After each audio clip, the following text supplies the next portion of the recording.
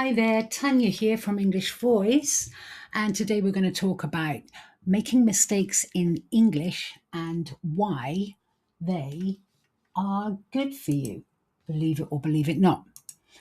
Have you ever wondered why some professionals seem to improve quickly in English while others can study for years and still hesitate or freeze in the same situation? The answer here is not talent, and it's not spending hours studying. It comes down to something more specific, which is how each individual person's brain responds to a mistake.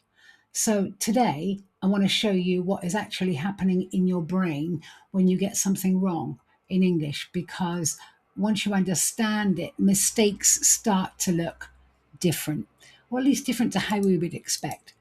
So a lot of the time, this is not about talent, not about how many hours you've spent studying, although there will be times where people might have a more natural affinity to learning English than others. So I'm not really talking about that.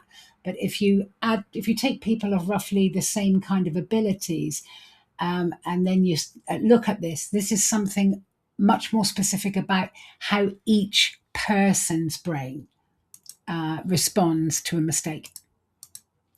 So when you make a mistake and you notice it, your brain produces a small burst of activity that neuroscientists call an error signal. This signal is your brain's way of flagging that a correction is needed. And it's one of the most efficient learning mechanisms that we have. So it's not a design flaw. It is the exact mechanism that your brain uses to learn a first language as a child, long before anybody told you that mistakes were something to be embarrassed about.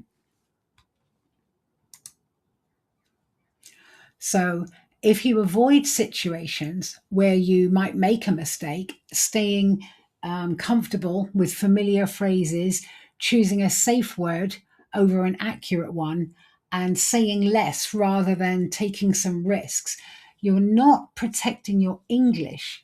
In a way, you're starving it from the exact input that it needs to improve. Professionals who play it safe for years often can find that they plateau because their brain never receives that error signal often enough to allow it to keep refining itself.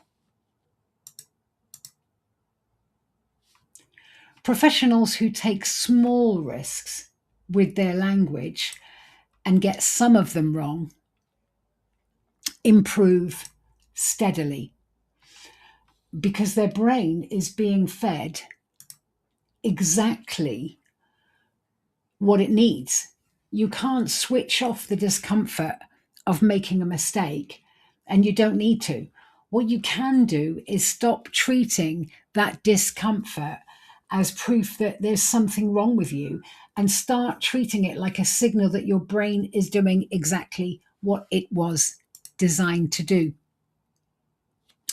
The professionals who improve the fastest are the ones who have learned to notice a mistake, let that brief discomfort feeling pass, and then keep on speaking.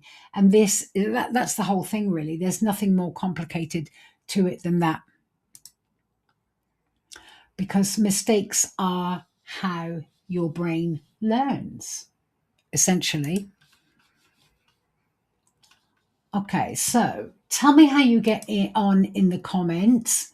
And if you've got any questions, head over to FindYourEnglishVoice.uk, where you can contact me if you would like to.